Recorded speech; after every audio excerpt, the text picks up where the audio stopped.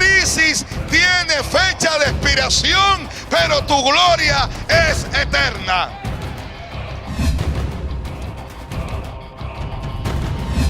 Los hombres no podían tocarle.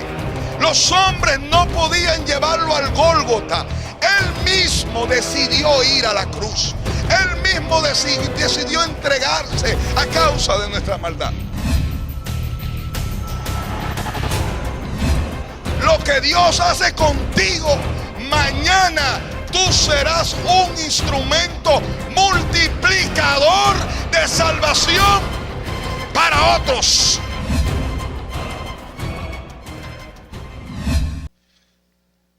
José existió más o menos en el siglo XIX antes de Jesús. Hijo de Jacob, el 11º hijo de Jacob, el 11º. Hijo de Raquel, huérfano de madre, amado por su padre. Dice que lo amó porque lo tuvo en su vejez. Y yo creo que los hijos de Jacob, a medida en que fueron naciendo, Dios que trabajó en Jacob, Jacob que sale de la casa de su padre como Jacob, y que después Dios le cambia el nombre por Israel, y los nombres habla de carácter, ¿no? Y por eso Dios dice: yo soy tu creador Jacob y tu formador Israel. Y esto nos habla de que Dios no solamente nos crea, sino que también nos forma. Dios es nuestro creador, pero también es nuestro formador. Y Dios nos va a formar conforme a la imagen de Jesús. Ahora, al principio habla de Jacob en Génesis, pero después habla de Jacob e Israel. Y después habla de Israel. Y habla de una transición, ¿no? Y a medida que fueron naciendo los hijos de Jacob o de Israel, eran más justos, eran más rectos, porque nosotros impartimos lo que somos. Usted no imparte lo que enseña, usted imparte lo que usted es. El hijo mayor de Jacob era un pérfido, es un desleal, Rubén. Pues durmió con la mujer de su padre. Leví y Simeón eran genocidas, pero José era un hombre justo. Cuando Simeón dijo y Leví: vamos a matar a José, José lloraba porque José sabía que era verdad, es que lo iban a matar. No era jugando, no era un relajo, señores. Él sabía. Dice que ellos mismos dijeron: no vimos a José rogar por su vida. Ellos lo dijeron después. Que él sabía que ellos lo daban para eso. Pero a medida que Dios le fue dando hijos a Jacob o a Israel, José era un hombre justo y era leal a Dios. Ahora, Génesis capítulo 40, verso 6, ya a la altura del capítulo 40, José está en una cárcel.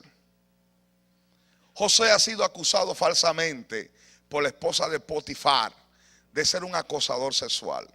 Si vamos a los últimos capítulos, a los últimos versículos del capítulo 39, y el jefe de la cárcel entregó en mano de José el cuidado de todos los presos que había en aquella prisión.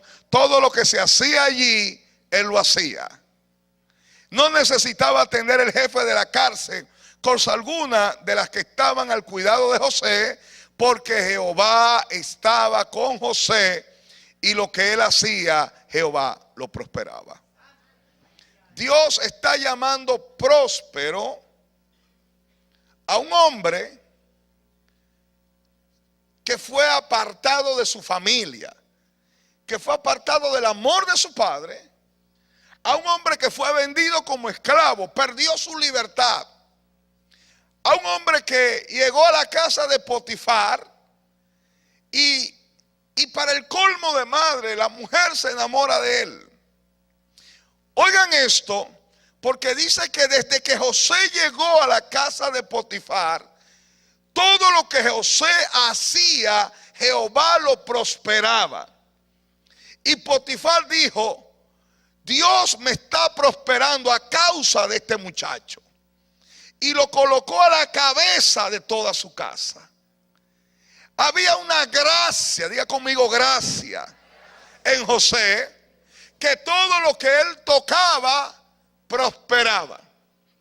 Y dice que puso gracia delante de los ojos de Potifar para José, y puso gracia delante del jefe de los carceleros para José. Gracia no solamente tiene que ver con salvación, gracia tiene que ver con la prosperidad del cielo para ti. La palabra prosperidad en hebreo es la palabra faleaz, que significa tener éxito en el viaje. Y nos da la impresión que es el respaldo de Dios para llegar al propósito del viaje de la vida. Todo el cielo trabajando a tu favor para llevarte con éxito a tu viaje. En el griego koiné, cuando dice yo deseo, amado, que tú prosperes así como prospera tu alma, esa es la palabra eudó, que es una palabra compuesta de eu, que significa bien, y jodos, que significa camino. Y lo que significa es alguien que te ayuda en el camino de la vida. Prosperidad no es tener dinero en los bolsillos. Prosperidad no es tener un puesto en el gobierno. Prosperidad no es ser dueño de muchas multinacionales. Prosperidad es tener a Dios ayudándote en el camino. Es la ayuda de Dios en el camino. Dios está a tu lado, tiene ese respaldo de Dios, tiene la aprobación del cielo. Basado en esta definición, prosperidad no es sinónimo de riquezas materiales, porque entonces podemos decir que los políticos corruptos son prósperos en Dios y que los narcotraficantes son prósperos en Dios. Solo los que son hijos de Dios, nacidos de nuevo, tienen la prosperidad de Dios. Amén. Entonces, ser ayudado en el camino. Un hombre preso, sin un centavo en los bolsillos, sin credibilidad, sin honra, desprestigiado, considerado por una nación como un hombre indigno, Dios dice que es próspero. Porque aunque el hombre le dio la espalda, Dios estaba con él y Dios lo ayudaba en el camino.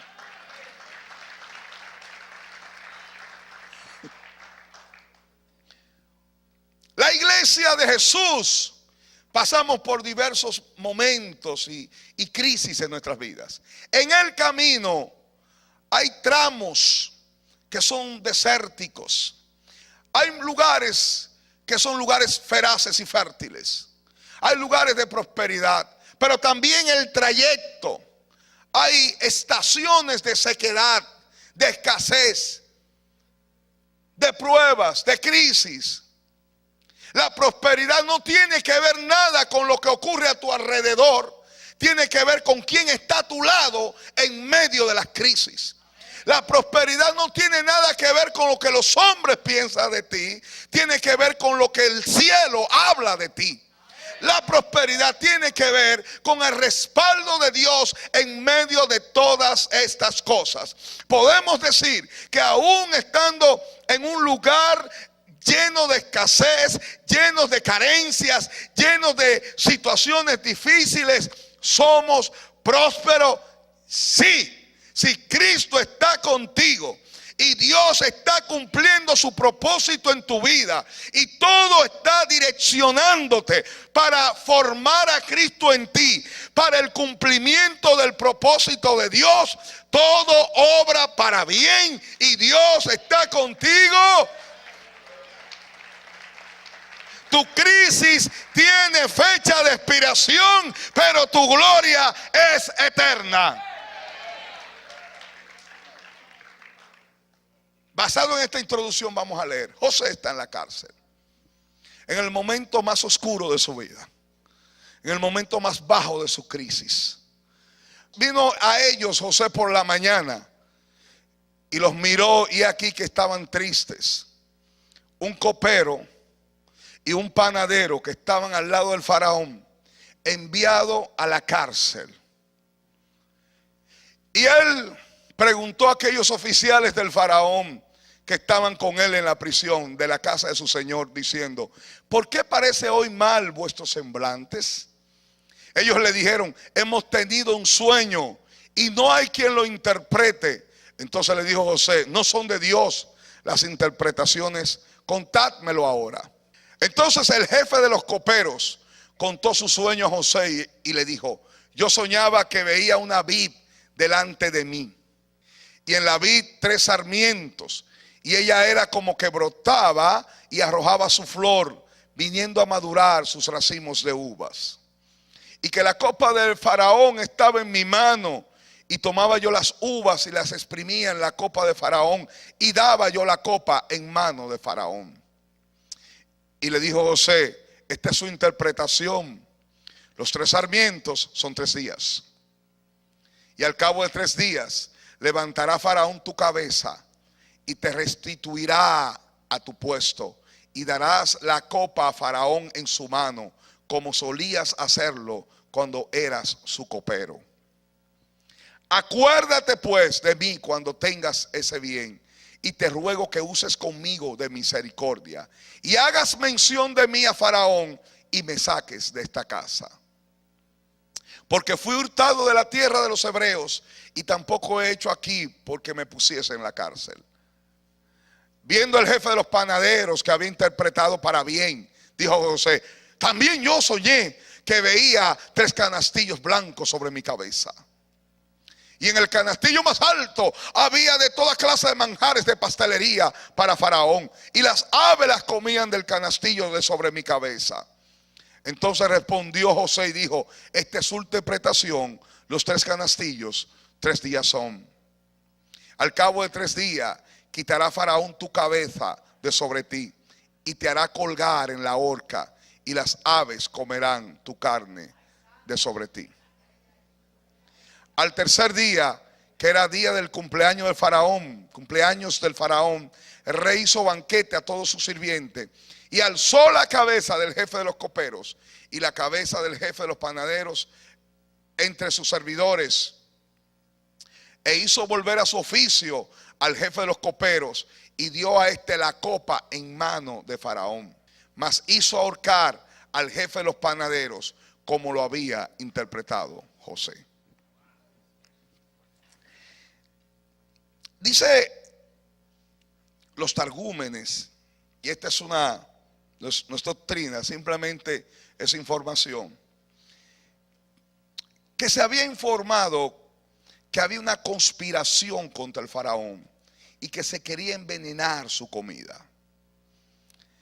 No se tenía bien claro quién eran los culpables, pero que él envió tanto al copero como al panadero a la cárcel hasta que se hiciese la investigación pertinente. Al cabo de 3 días, dice aquí que era el cumpleaños del faraón, se llega a la conclusión que el copero era inocente y el panadero es culpable. Se toma al copero y se levanta y se le devuelve la antigua posición, se le restituye en la posición, y al panadero, dice la Reina Valera, que fue ahorcado. Ahora, lo que más me impresiona es que los targúmenes no hablan de ahorcado, dicen que fue crucificado en la cruz. Todos los targúmenes hablan de la palabra crucificar. Ahora, la palabra que usa el hebreo fue la palabra talaf, que significa colgar, significa suspender. Cuando vamos a la historia en Josefo, Josefo confirma lo que dicen los targúmenes, que él fue crucificado.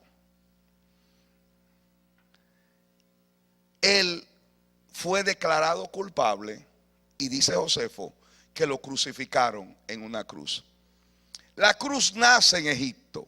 La cruz es oriunda algunos dicen de los sirios y otros de los asirios y otros dicen de los egipcios. Pero la realidad es que la palabra que usa el original es la palabra que fue suspendido o colgado. Y la palabra exacta que usa los targúmenes es que él fue crucificado en una cruz. Tanto el targumen de Neofiti como el de Pseudo Jonathan usan las mismas palabras, fueron crucificados. Josefo confirma esta muerte y dice también en su libro Las guerras de los judíos o Historia del pueblo judío, habla de que este hombre fue crucificado en una cruz. Noten por favor que tanto el panadero como el copero son aquellos que trabajan con los mismos elementos que usó Jesús el día de la Santa Cena: el pan y el vino. Uno de los que está en la cárcel es culpable o es declarado culpable y el otro es inocente. Jesús, que estaba en la cruz del Calvario, fue declarado culpable porque a él le fueron imputados todos nuestros pecados. Jesús, Dios tomó todos nuestros pecados y lo colocó en el cuerpo de Jesús. Toda nuestra iniquidad, todas nuestras rebeliones, todas nuestras deslealtades, todo lo que había en nuestro corazón, desde antes de nosotros nacer, Dios tomó todos nuestros pecados y lo colocó en el cuerpo de Jesús. Lo que llaman la imputación a Cristo de nuestros pecados. A Él se le imputó nuestros pecados. Pero no solamente se le imputó nuestros pecados, sino que como todo pecado merece un castigo, Dios castigó a Jesús a causa de nuestras rebeliones. Por eso Jesús tuvo que morir en una cruz, porque la paga del pecado es muerte. Por eso Jesús, cuando muere, tiene que descender a las partes más bajas del infierno. Él es declarado culpable. Fue en la cruz donde Jesús dijo: lama lama sabatani, Dios mío, ¿por qué me has desamparado? Dios, como es santo, no tiene comunión con el pecado.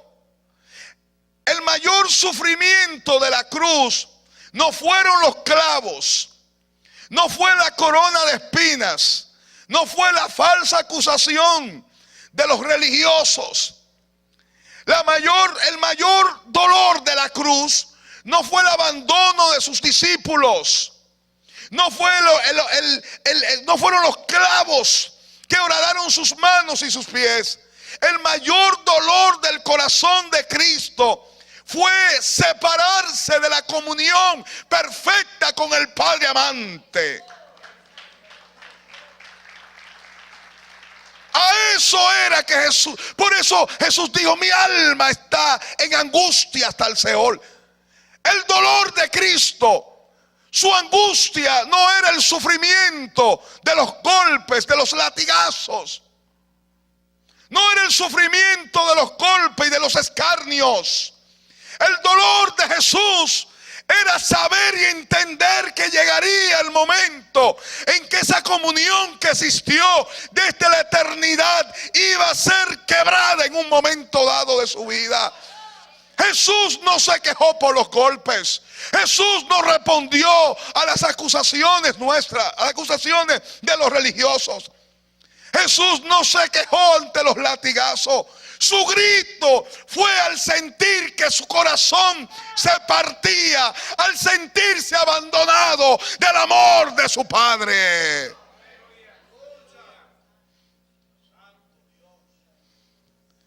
El mayor dolor de Jesús fue sentir la espalda de Dios. Él fue declarado culpable. La justificación es el modo justo, como Dios declara justo a los injustos. Si por el pecado de uno todos fuimos declarados pecadores, por la justicia, por la obediencia de uno, todos hemos sido declarados justos. En Él, en su cuerpo, Dios depositó toda nuestra maldad. El cielo se oscureció. Hubo un eclipse total hasta el momento en que Él dijo: consumado es. El panadero fue declarado culpable. Jesús partió el pan. Él partió el pan. A Él no le partieron el pan en la Santa Cena. Él mismo partió el pan. Jesús no muere en la cruz porque los hombres conspiraron contra Él. Jesús muere en la cruz porque Él voluntariamente decidió ir a la cruz. Los hombres no podían tocarle. Los hombres no podían llevarlo al Gólgota. Él mismo decidió ir a la cruz. Él mismo decidió entregarse a causa de nuestra maldad. El panadero es declarado culpable, pero el copero es inocente. La doble condición espiritual de Jesús: culpable, hecho pecado, pero a la vez es inocente, porque vivió toda una vida sin pecar. Ese que estaba en la cruz, llevando sobre su cuerpo todo nuestro pecado, es inocente, es justo. Vivió 33 años sobre esta tierra y nunca desobedeció a su Padre. Todo lo que hizo agradó al Padre. El que estaba en la cruz, declarado culpable, es el mismo Dios que creó los cielos y la tierra. Cuando Dios creó el universo, Jesús colocó las estrellas en su lugar. Él fue que sopló hálito de vida sobre Adán. Él fue aquel que se le presentó a Josué con la espada desenvainada. Él fue que se presentó a Manoa, padre de Sansón, declarando la palabra profética acerca del niño que había de nacer y que sería instrumento de gloria. Jesús era inocente. Jesús es justo. Jesús tiene todos los atributos del Dios Padre. Es eterno, es amor, es justo, es santo.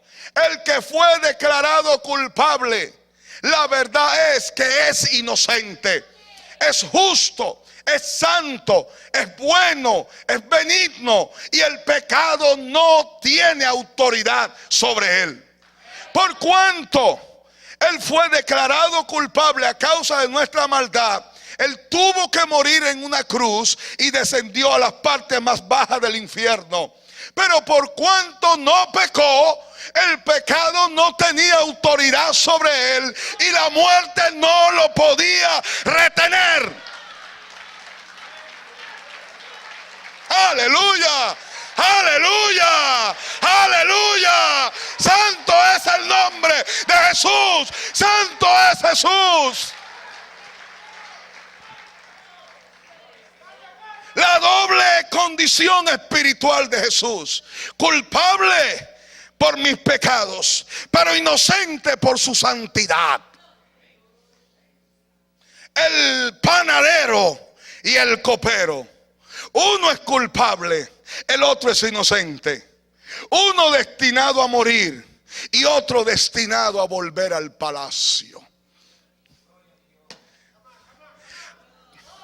Como Él es inocente y justo, la muerte no lo pudo retener, sino que Él se presentó a la muerte y le dijo al Hades: entrégame las llaves.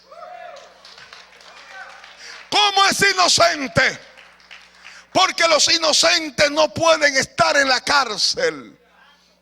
Porque los inocentes no pueden estar en la cárcel. Él fue ascendido de nuevo al trono, a la diestra del rey.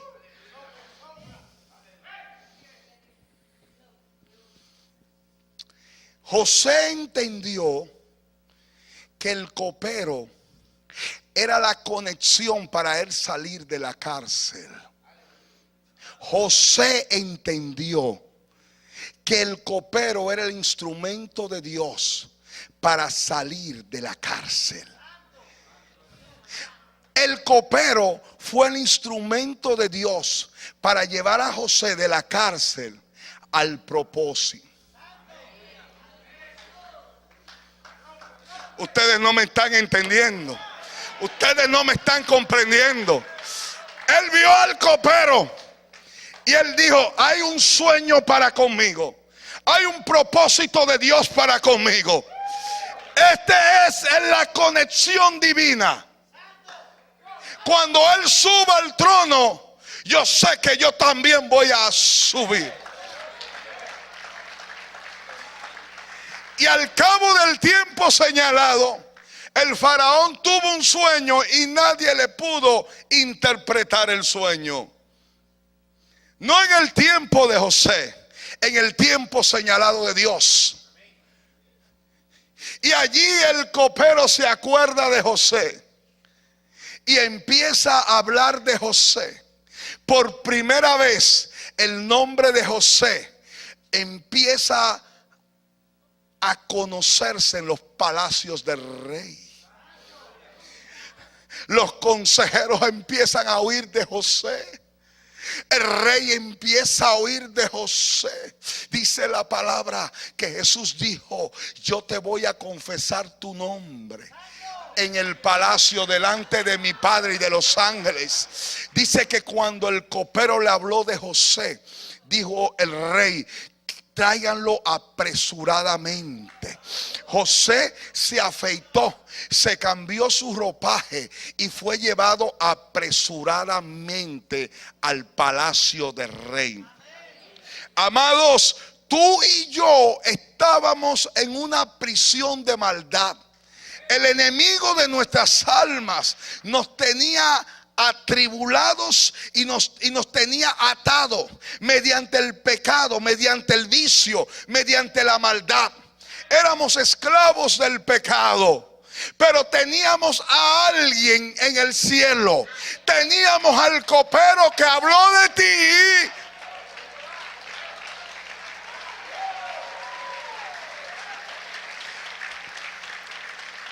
Yo estaba en el seno, yo estaba en el hoyo cenagoso, sin esperanza, ajeno de Dios, ajeno de los misterios de Dios.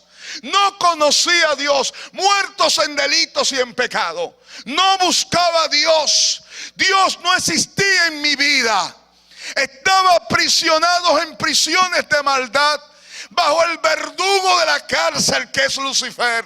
Mi alma moría, mi alma carecía de vida, sin esperanza, sin gozo, sin vida, sin propósito, sin destino, sin visiones. Pero alguien habló de ti, alguien habló de ti, alguien habló de ti.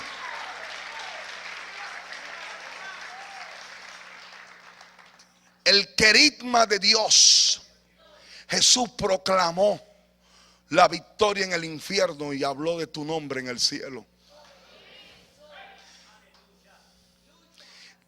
Tenemos entrada gratuitamente al trono de la gracia y de la misericordia por la sangre de Jesús, que es una sinécdoque de la obra de Cristo en la cruz.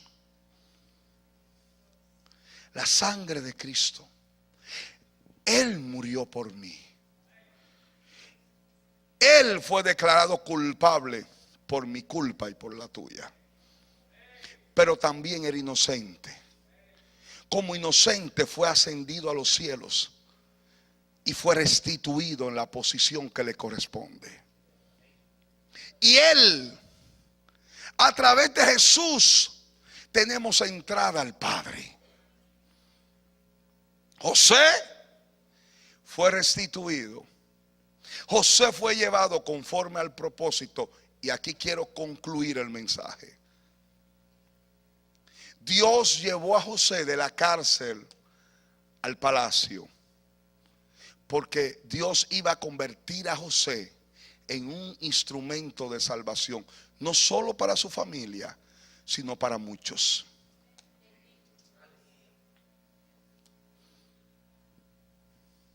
Todo esto es bonito. Tus pecados han sido imputados a Cristo. Su justicia me ha sido imputada a mí. La doble condición espiritual de Jesús: declarado culpable, hecho pecado, pero a la vez inocente. Todo esto está bonito. Viene la palabra ahora, la praxis de esto. ¿Y qué vamos a hacer con esto?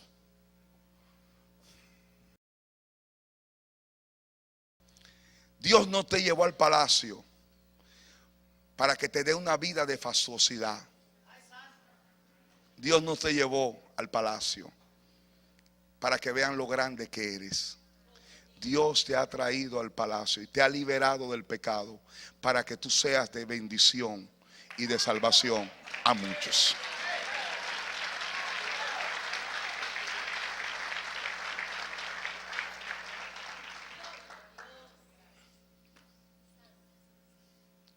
Dios lo hizo porque te ama. Pero dad por gracia lo que por gracia te ha sido conferido. Dad por gracia lo que por gracia te ha sido dado. El concepto más egoísta es vivir para nosotros mismos. Es entendible que alguien que no es salvo y que no tiene a Cristo viva para él. Viva su vida y al final va al infierno. ¿Cuántos saben que el infierno existe?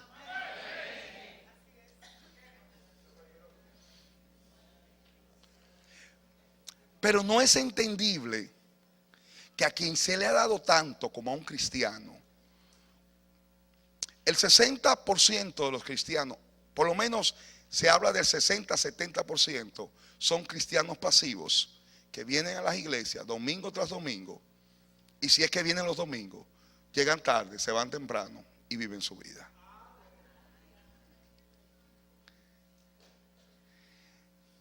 Si José no se empodera de su llamado y no entiende el por qué Dios lo llevó allí, tú que viviste una vida de pecado, tú que viviste sometido bajo el flagelo del alcohol, tú que viviste bajo la depresión y hoy eres libre. ¿Por qué eres libre? Para ser instrumento de salvación a otros, para romper las cadenas del diablo, para declarar la libertad de Jesús, para sanar a los enfermos. Moisés fue salvo del río Nilo. Los niños hebreos eran tomados y eran lanzados al Nilo para ser devorados por las fieras y los cocodrilos. Así morían los niños. Pero Moisés fue puesto en el arca de la salvación.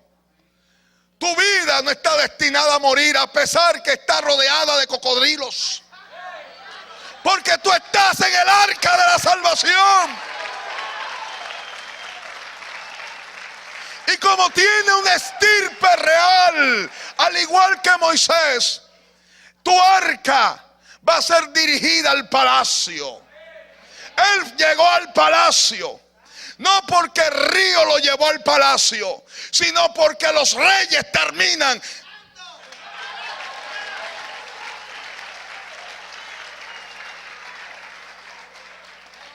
Pero una vez Dios lo salvó de las aguas del río Nilo, 80 años después, Él salvó a 2 millones de personas de las aguas del Mar Rojo. Tu Tu victoria personal ha de convertirse en una victoria colectiva. Lo que Dios hace contigo, mañana tú serás un instrumento multiplicador de salvación para otros.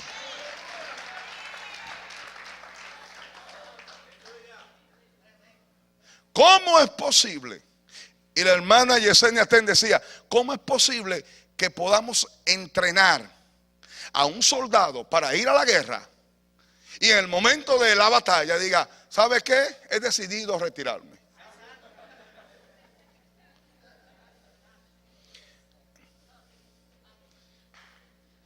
Porque se ha predicado un evangelio humanista.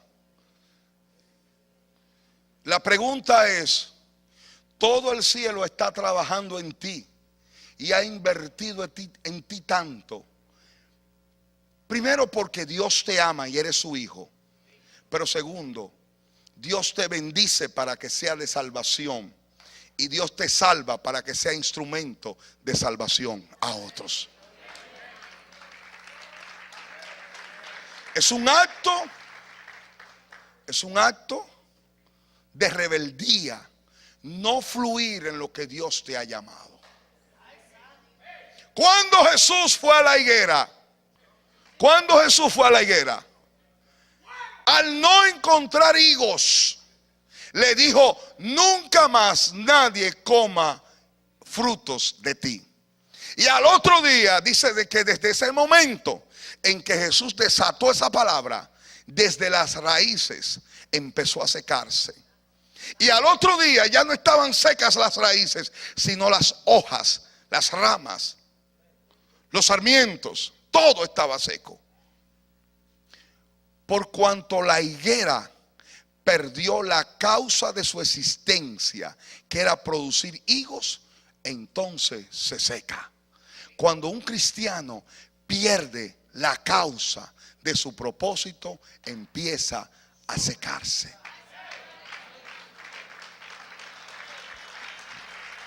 Yo no hablo de salvación. Hay gente que están secas porque no están dando lo que tienen que dar. Impídele a alguien que Dios lo ha ungido para predicar. Impídele a alguien que Dios lo ha ungido para servir en el servir. Se va a secar. Porque para eso Dios te ungió, para eso Dios te preparó, para eso te formó.